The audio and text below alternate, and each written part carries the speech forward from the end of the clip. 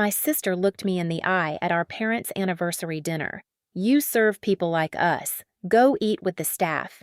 My mother warned me not to make it awkward. My father looked down. I walked through the service door while laughter followed me into the kitchen. I did not argue. I opened the folder my general manager handed me. $74,600 charged to an owner account I had never approved. Minutes later, I returned with her. She placed the bill on the table. Owner approval. Ms. Vale. I closed the menu. No, charge every room.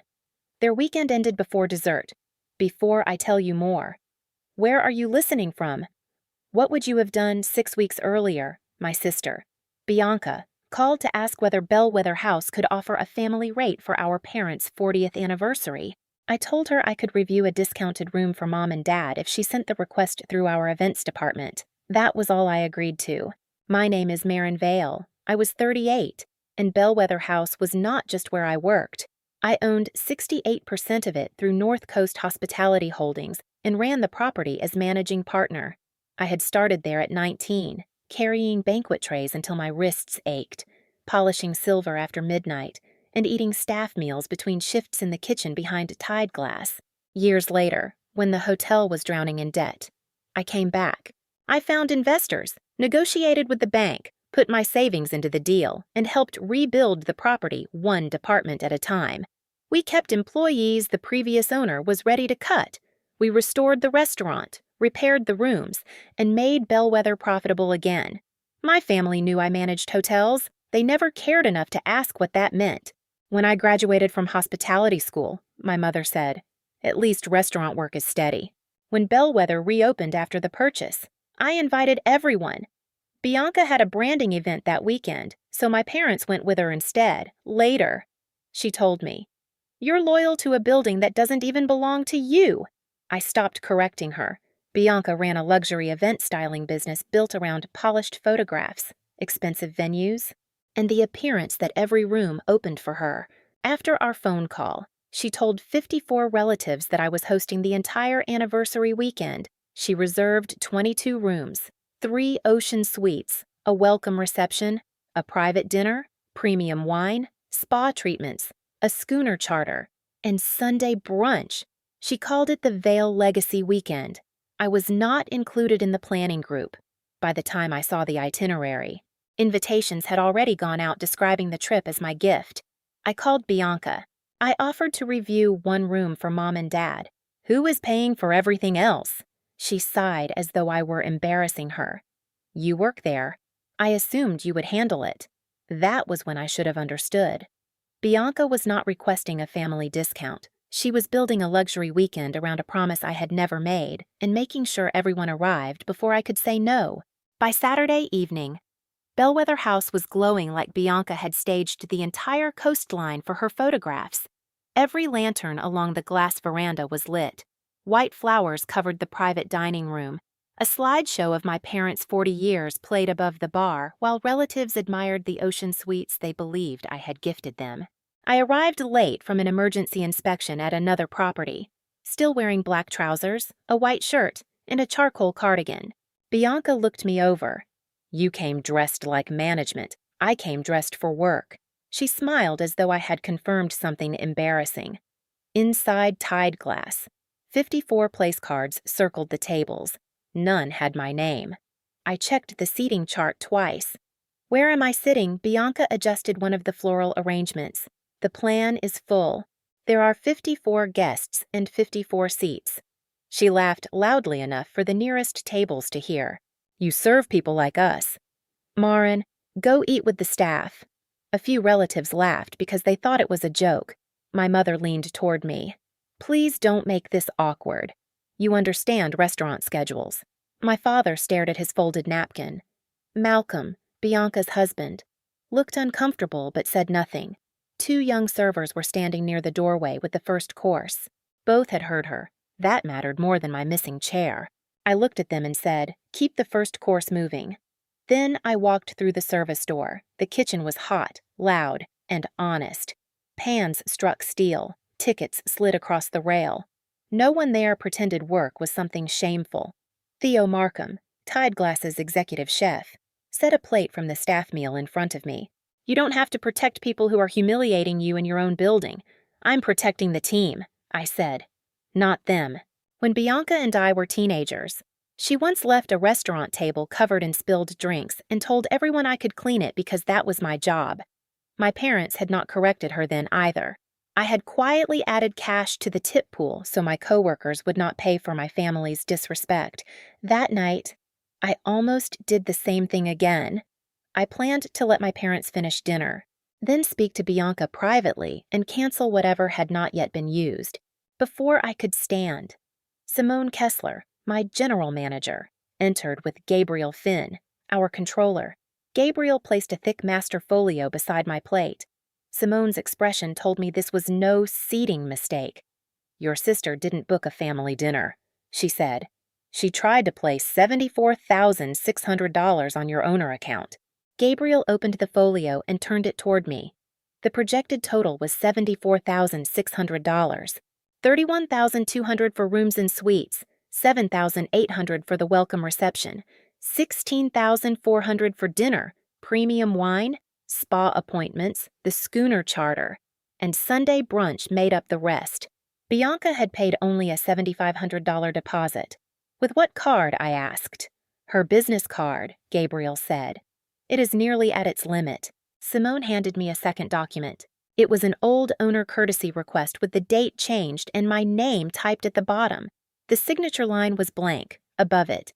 Bianca had written Marin will sign on property. She had told the event team I had approved the weekend. She instructed them not to discuss payment with our family and to place every charge on the owner master account until I arrived. But Bellweather had controls she could not charm away. Any owner comp above $5,000 required my written approval, Simone's confirmation, and Gabriel's review. The hotel was nearly full, and comping 22 rooms would erase revenue and reduce the profit-sharing pool our employees had helped build. So Priya, our events director, required every room to provide a credit card at check-in. Each guest signed an authorization stating that if the master account was not approved, valid charges could be transferred to the card attached to that room. That was why Bianca had complained at the front desk. She expected my name to replace everyone else's responsibility. Then Gabriel opened another file. The title read Backup Funding Plan. Inside was a draft application for a $98,000 home equity line of credit using my parents' house as collateral. I stared at the figures. The hotel balance would take $74,600. $18,000 was marked business stabilization. The remainder covered fees and reserves. My parents know about this, I asked. No completed signatures, Gabriel said. Simone showed me an email Bianca had sent with the attachment. If Marin becomes difficult, we'll have Mom and Dad sign after dinner. The cruelty of it settled slowly. Bianca had built 2 exits for herself. First, she would fill the hotel with relatives, use every service, and force me to approve the bill rather than embarrass our parents. If I refused, she would turn their anniversary into a crisis and pressure them to borrow against their home. And buried inside that loan was $18,000 for her own business. I had planned to handle the problem privately, but Bianca had already made my work, my staff, and my supposed obligation to pay public. I closed the folder and stood. Cancel nothing yet, I told Gabriel. Keep serving what is already prepared. Then I looked at Simone. Bring the master folio. She followed me toward the dining room. Are you sure I opened the service door? Let's give them the approval they came for. When Simone and I returned, Bianca was standing beside my parents with a champagne glass raised. This weekend proves that family takes care of family, she said. Simone walked to the center of the room carrying the master folio. Owner approval. Ms. Vale. Every conversation stopped. Bianca's smile tightened. She means management approval. Simone did not look at her. Ms. Vale is the managing owner of Bellweather House. My mother stared at me. You own this hotel 68% of it, I said, and I operate it. My father looked past me at the dining room, the chandeliers, the servers, and the windows facing the dark water. Bianca laughed once, too sharply. You let us think you were an employee. I am an employee. I'm also the owner. You never asked what I built. I took the folio from Simone, sat in the only empty chair, and closed the menu. No owner comp. Move every room off the master account. Charge every room according to the authorization signed at check-in. Several relatives immediately reached for their phones. Bianca's face changed. You cannot charge people without permission. They gave permission when they checked in. Each room provided a card and signed the transfer authorization. Anyone may check out tonight. No one is being charged more than the services they used. My mother rose halfway from her chair. You are sending your own parents a bill on their anniversary. I did not send you a bill for being my family. I sent you a bill for what Bianca ordered. You could give your sister one weekend, she said. She did not ask for a weekend. She spent $74,600 in my name. Bianca folded her arms. Family should come with benefits. Access can be a benefit. Ownership is not. Malcolm looked from the folio to his wife. You told me Marin was hosting. She is, Bianca snapped. This is her hotel. That is not what I asked. He turned to me. Did you ever agree to pay for this? No. He faced Bianca again. Did she ever agree? Bianca's eyes moved around the room, searching for support. She was supposed to approve it once everyone was here. No one spoke. I placed both hands on the table. Public pressure is not approval. You work in service, Bianca said. You can afford to help your own family. I built the place people like you cannot afford without lying. Her cheeks flushed. Now you are humiliating me. You sent me to the staff kitchen in the business I own. That was a joke. No. A joke would not require two servers to stand there and hear you explain that serving people makes them less worthy of a seat. I looked toward the doorway, where the same young servers waited with the next course. They are not beneath you. Neither is the person cleaning your room, carrying your luggage, or washing the glass in your hand. Bianca rolled her eyes. You are turning one comment into a speech. You humiliated me because you thought I worked beneath you.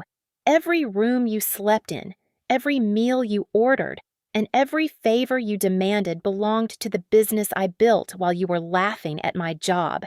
My father finally spoke. What happens now? The food already prepared will be served. The anniversary cake stays. No one is being put outside tonight. I turned to Simone.